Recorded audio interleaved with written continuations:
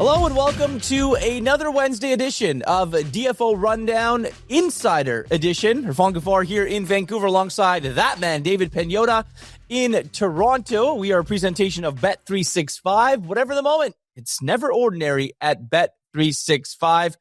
David, we are a few days or about a weekish away from the roster freeze before the Olympics. We've already had one roster freeze because of the holidays. But the New York Islanders taking care of a little bit of business in making a couple of trades with their New York rivals.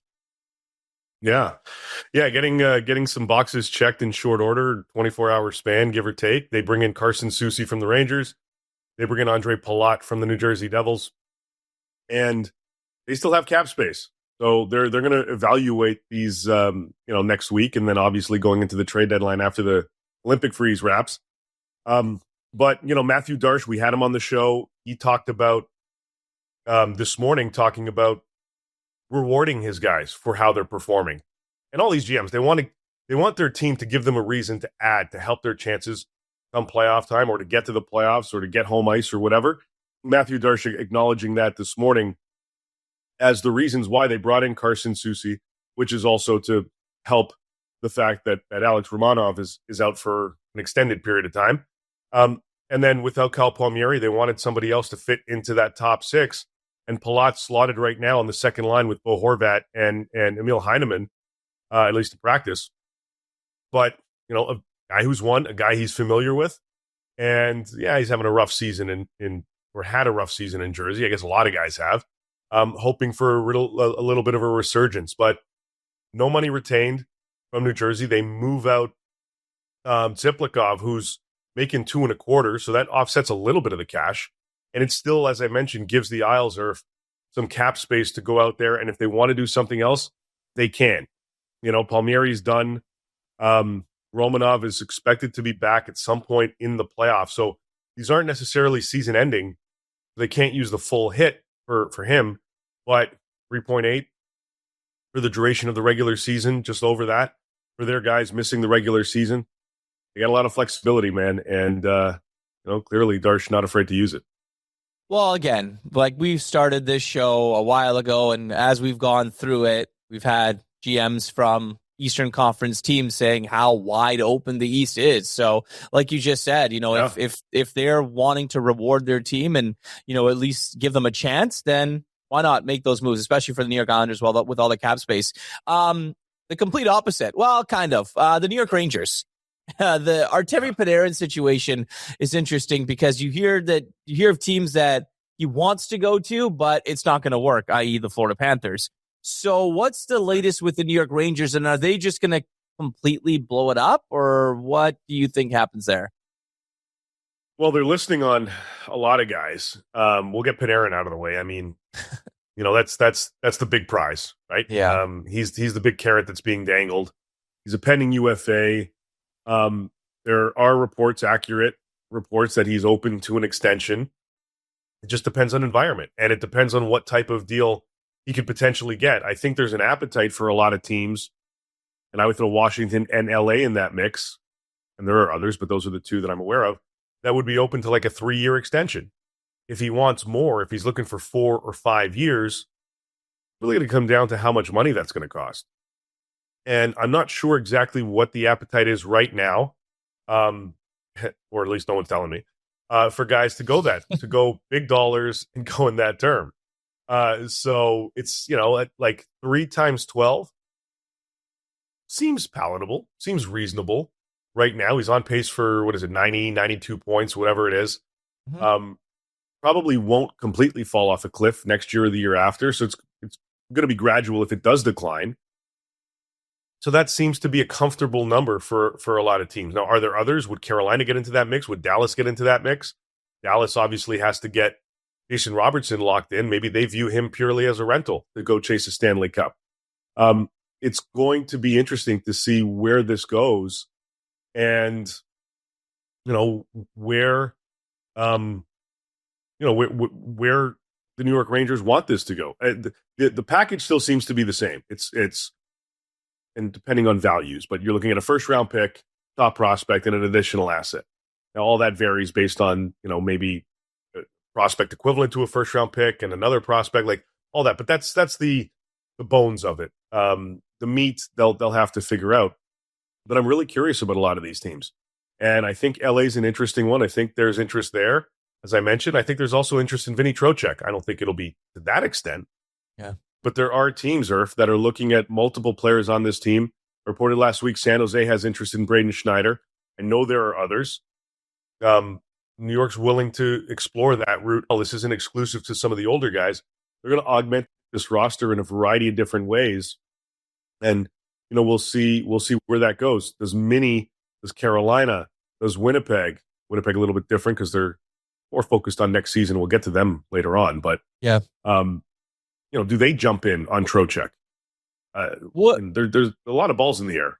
Yeah, and you look at Artemi Panarin, and my thing and my question to you might be is, would he go just to be a rental only, or is he going to go and it has to be an extension attached to that? I think it's situational. So Dallas, going back to Dallas, or Colorado too. I mean that right, or Colorado. Yeah. And the other factor here is New York's going to retain on this deal by all accounts. Everything that I've been given is that to what extent I'm not sure, but the expectation is they're going to retain on his contract for the duration of this season. Does a Colorado, does a Dallas look at him and say, yeah, at 6 million, we can make that work, but we want it for this season, and then we'll worry about it afterwards. Because again, for Dallas, they got to figure out Jason Robertson. And I don't think there's a crazy urgency right now because they want to focus on playoffs and Stanley Cup and all that. And that's just what some teams, do. Now he's restricted. We had Bill Armstrong the other week, and he talked about Nick Schmaltz, and they've expressed that they'll wait till the season's done because they want to focus on playoffs. It could be similar there with Robertson, and it could be similar if they do bring in a guy like Panarin. For Dallas, I know there's a lot of Blake Coleman talk. Nazem Kadri is the interesting one for me. We didn't have this on the rundown because I forgot, but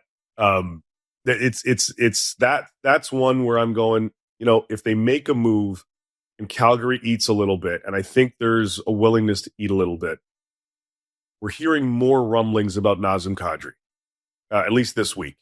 So, we'll see what direction this ultimately goes in. He wants to chase another championship. Colorado would be a great spot. I'm not sure if that's the fit for it, but I'm really curious about Dallas now with Nazem Kadri might, being at the top of their target list for them. But we'll see kind of where this all goes. But Dallas and Kadri is very, very interesting to me to see if this is something that might be able to work out between the Flames and the Stars. We'll see. Dallas, Mini, and Colorado are all going to have to do something because they're all going to have to play each other at some point before moving on in the Stanley Cup playoffs. So those three teams you can bet are going to be active as hell. If not this week, then leading up to the March 9th NHL trade deadline. Okay, from the Big Apple. Was that? Yeah. No, just could you imagine Kadri in Dallas, Trocheck in Mini, and just Panarin in Colorado? How much more these guys are gonna ramp up for these plays? Like that first round matchup, presumably Dallas Mini, that's gonna be a bloodbath. Well, I mean, you just look at the Dallas Stars, right? Like Mikko Rantanen is an absolute horse, and you get a guy that he played with in and won a Stanley Cup with in Nazem Kadri. If that ends up happening over there, two guys that can immediately give more credibility to a team that's already young, up and coming, and ready to compete right now. Anyways, it's going to be really fun. So I'm excited to see what happens here over the next, weeks and months leading up. Okay, let me get to my line. From the Big Smoke. Oh shit! From the Big Apple to the Big Smoke. I had it. Almost. The Big Apple to the Big Smoke. What the hell's going on in Toronto, man? What is going on in Toronto? I don't know. It didn't look good last night. It didn't look good the night before, or the afternoon before when Colorado was here. Didn't look good against Vegas. Like this homestand has been garbage for this club. They didn't win a game, so yes. No, yeah, they're lucky they got a point against Detroit. They should have won that game, but with everything that's gone on, 0-4-1. it's a mess. They had a leadership meeting yesterday, before the game. Obviously, nothing really came out of that one because they lost 7-4. There are some serious questions that have to be asked over this next week. So they're on a road trip. They leave today for Seattle, and then they're in Vancouver, Edmonton, Calgary. They got to win. Like, if they win 3 of 4 or go 3-0-1 or somehow win all 4, then okay, the sky isn't falling. But optically right now, it's not good. And they're going to wait, I think, to see how this road trip goes, go into the break, unless something falls into their lap. Always got to preface that. But it sounds like wait to see how this road trip goes, analyze this team over the Olympic break, and then make your decisions. They've reached out, to Bobby McMahon's camp about a contract. I'm told nothing to report there. Nothing's close. They have interest in keeping Scott Lawton. They haven't approached his camp with any meaningful discussions yet about an extension. Those guys are going to be, attractive pieces going towards the trade deadline if they become available. They have other pieces on this team that obviously would attract. They've been dangling for the most part this season, guys like Carlo and Michelli and Domi, more in an attempt to improve, to try to package things up to get better players and better pieces. And if this goes south for them, Irf, over these next 4 games, then you got to ask more serious questions. Like, I think there was a conversation, I think I mentioned this before, there was a conversation after last season ended about Morgan Riley's future. And he wanted to stay. He has a full no movement clause. He wanted to stay. He was going to up his training in the offseason. He was in Toronto more. I went to camp, and everybody was praising, Mo and coming into camp in different mindset, in shape, ready to go, really rolling in practice and in camp. And then nothing kind of has happened this season in terms of him getting back to where he's been. I wonder if there's going to be a serious conversation again about Morgan Riley's future in Toronto. You've got to shake things up. You've got to move things around. Forget about Austin and Willie right now. They're not going to move JT. They're not moving Nyes. I think Morgan might be the guy that they're going to have a serious conversation with about whether or not he would explore alternative options. It may not be ahead of this trade deadline because it's coming in quick. But a lot of teams are utilizing this Olympic break period to try to get some housekeeping done. I think Toronto is certainly going to be one of them. When you look at the Toronto Maple Leafs right now, and as we do this, they sit 8 points out of the second wildcard spot, which is held currently by the Boston Bruins. Leafs have 57. Bruins have 65 points. How far does it have to go between, I guess, now and February 4th? And then once you come out of the break, you only have basically a week and a bit before the actual trade deadline. So how much would they need to fall in order for Brad Treliving to look at it and say, I got to get something for someone here? They got 29 games left right now. Mm-hmm. They lose all 4. You're basically out of it. It's over. You're right. OVAH. Toba. Yeah. Yeah. Like, nice. That is, that would be detrimental. And I don't, like, there are winnable games. Like, they should beat Vancouver. They should beat Calgary. They should probably beat Seattle. And then the Oiler game is, hit and miss. Probably lose that, but who knows? Probably miss. But, yeah. But, a lot of things should happen, and they don't. So, especially in this sport. So that's why I think they're going to take these next 4 games. Like I said, they leave today to really get a grip on what the hell they've got. And can they get out of this? Like, I expected a significantly better effort yesterday after getting totally pumped by Colorado and really Vegas as well, the previous 2 games. I thought they would come back and it would be like kind of opposite, like 7-4 kind of thing. But for Buffalo. And the Sabres are rolling. And the Habs won yesterday, and Boston won. So, like, the runway here is starting to shorten. And if they can't climb out of this right now, they've got questions. And there will be, like, Bobby McMahon would generate a lot of interest if he's available. Yeah. Low cap hit, Guy's on pace for 26 goals or whatever it is. There would be a lot of it in him if they put him. And I know there's already reports of Edmonton and a few others, a lot of them because of his cap space. We just talked about Colorado. They don't have a lot of cap space. That's the kind of guy they can target. Now, what direction the Leafs go in? Again, I think it'll be dictated by how they play over this next week. I love trade deadline season, and I love the fact that there are two kind of windows here because you do have a roster freeze coming up. So that does a GM want to spend $400,000 on a player to go sit on a beach? I mean, it's inevitable, right? You make that trade now, and the guy's making a lot of money. You're paying him to really do nothing. So that's why I feel like you might get a little bit of action if guys want to get something done right now and they know they need to do it because after the break, it's not going to happen. Or your guy's not going to the Olympics and you want to get him in your building and you want to try and get him after the week off or whatever, at least skating with your guys that are here before you resume play. Anyways, we go to Montreal now. The Montreal Canadiens are in an interesting position because what is that focus? I mean, you have Cole Caulfield, 30 goals on the season, playing incredibly well. Team USA, what are you doing? But beyond that, where are they? I feel like the Montreal Canadiens are going to be good eventually. Our producer that does this, Jacob Lazar, and I were saying yesterday, and he mentioned that at some point you're going to get a San Jose Sharks, Montreal Canadiens Stanley Cup final because that's just the trajectory of those two teams. Montreal's probably going to have to get a goalie, but when you look at it, are they looking at it long term? Or it's like, okay, if we made the playoffs last year or the year before, can we make the playoffs and compete again? Or are we just trying to get in? Yeah, I think the Canadiens, they've got a plan that they've stuck to, and they're not going to deviate from this plan. Yeah. Now, are little things going to fall into their lap and they're going to be able to take advantage of it, like Phil Deneau? Sure. They needed somebody at center. They needed somebody who's strong defensively. And if he's going to play bottom six, or contribute every once in a while, and he's got a couple goals. So overall, so far, a bit of a win for the Habs. But goaltending has been an issue, certainly. I don't know if Sam Montembeault is going to be playing significant, meaningful games the rest of the season, quite frankly. Back-to-backs, different story. Lower-seeded teams, different story. Looks like it's Dobesh. And Dobesh had a great performance yesterday against Vegas. And the Habs won. We all know they want a second-line center.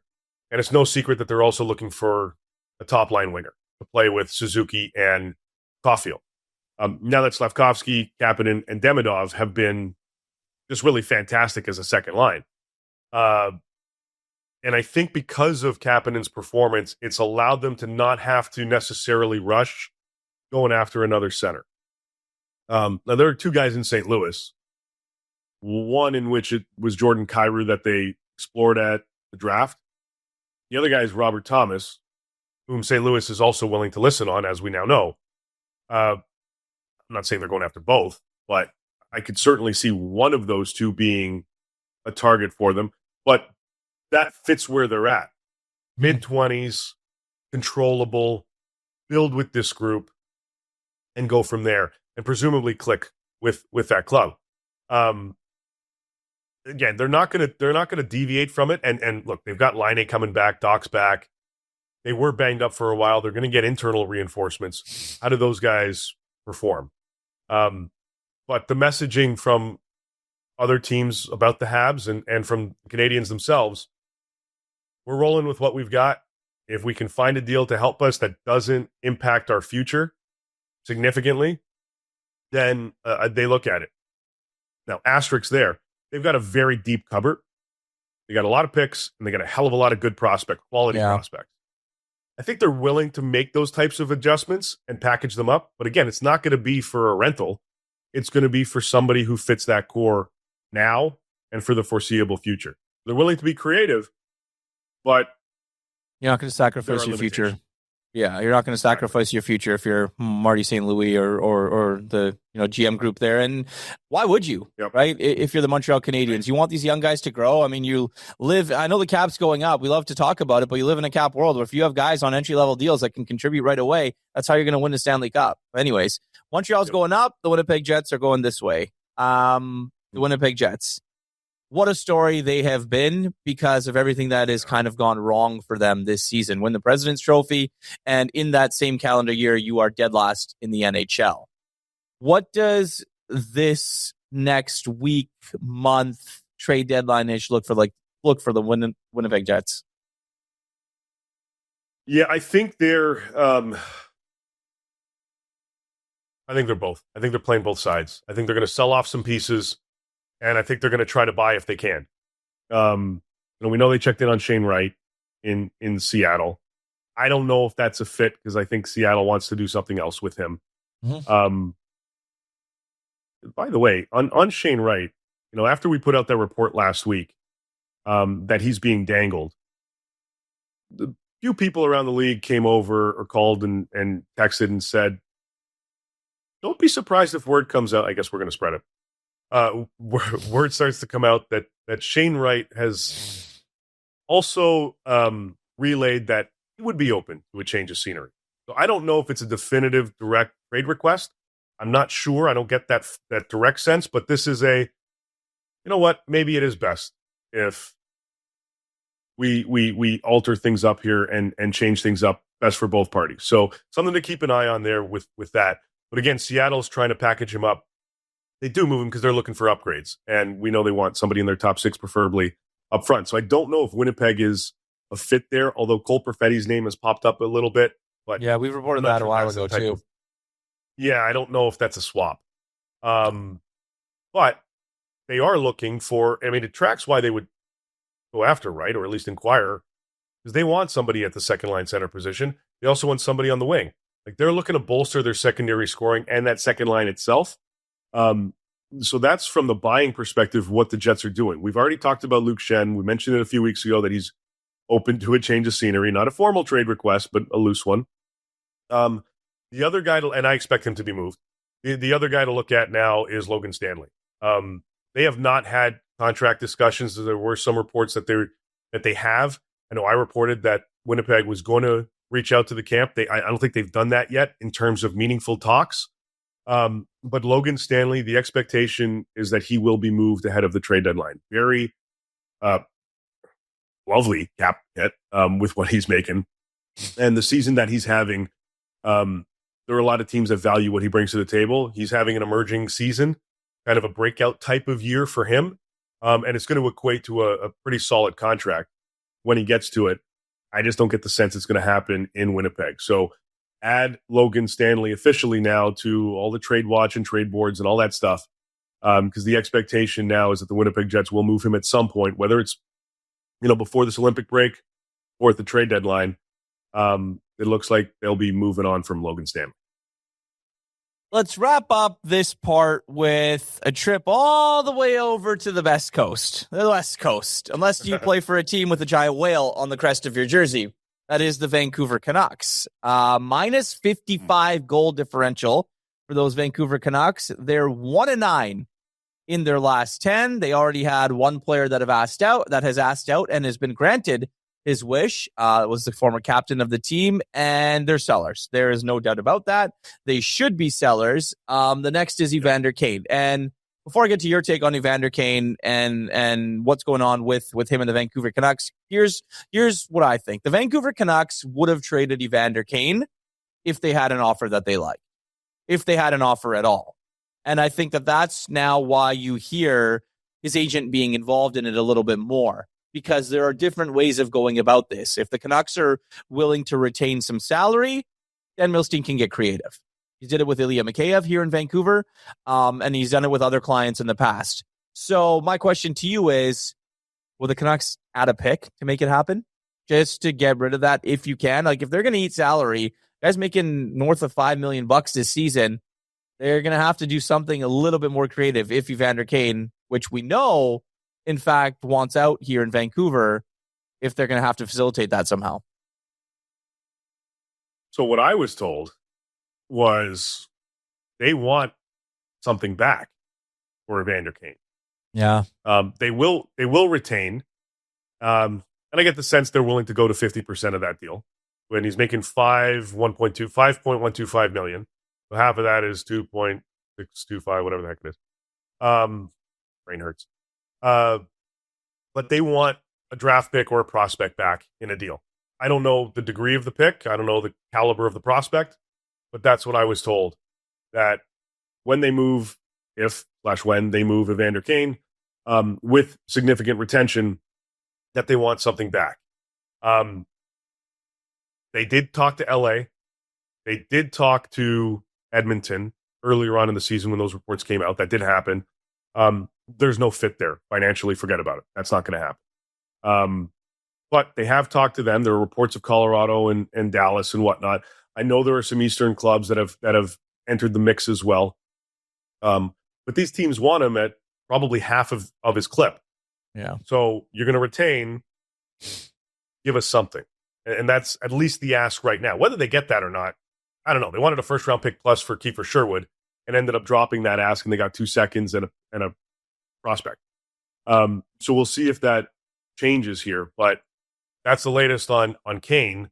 And we know, Irf, there's other guys. Like, they're listening on O'Connor. They're listening on DeBrusque. They're listening on Garland. They're listening on et cetera, et cetera, et cetera. Oh, they should be. Because exactly, Demko's done for the season now. You need to, it's going to be, it's going to be funny. It's going to be Rangers, Vancouver that are going to be battling for that first overall pick. And it seems like these two teams can't get out of the way of each other. Yeah. And here's the thing that I made the point about the other night was a team like the Toronto Maple Leafs, they start to fall off a little bit more. You look at a team like the St. Louis Blues, they start to fall off a little bit more. You look at teams that are currently kind of in it. If they start to fall off here in the next week, and then coming out of the break, they start to fall off about it more, do their players on their current rosters not appeal to other teams that are contending more than the players that are currently on the Vancouver Canucks roster?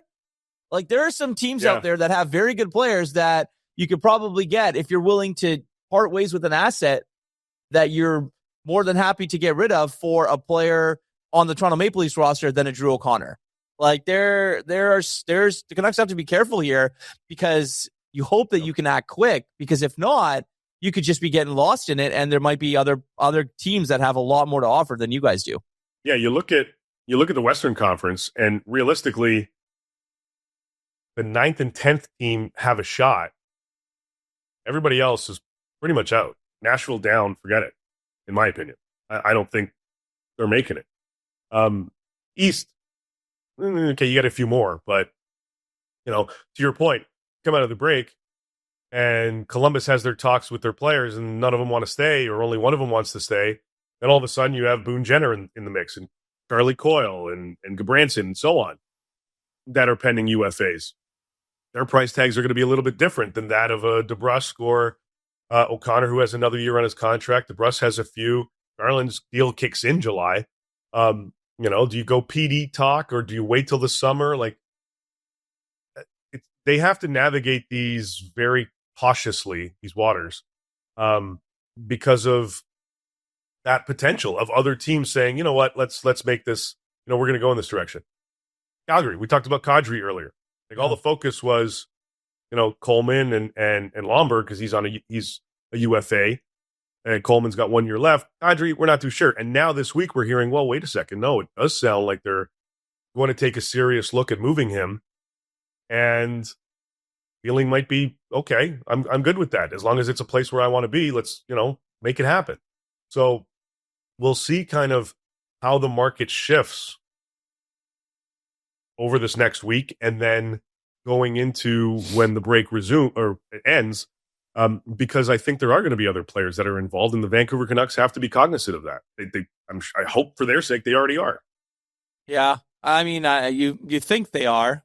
They haven't won a game in a very long time. Their wins come few and far between, and it's just bad juju all around for the Vancouver Canucks here, with the Toronto Maple Leafs coming to town on Saturday. They do have a game before that, and before we get to that, they play the Anaheim Ducks. So what do you want to get off your chest, Dave? Yeah. We've talked about Carolina. We've talked about Utah. We talked about all these teams that are kind of lurking. And we've mentioned this a little bit with Anaheim. I think we need to pay a little bit more attention to Anaheim, because with their cap space and where they're at, Pat Verbeek is, according to other people I'm talking to, willing to really make a splash here. Now, I don't know if that's Panarin. I believe they've checked in, as far as I was told, on Panarin.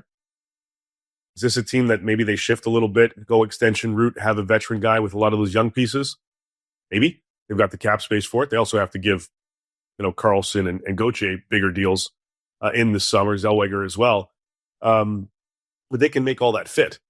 But this is a team that I think they're willing to add a significant piece here, and preferably with term, to help these guys, these younger kids, kind of along the way. So for me, it's, as much as I expect Carolina to do something, and I think Utah's going to do something, and, you have the usual suspects in Dallas, and never look away from Tampa.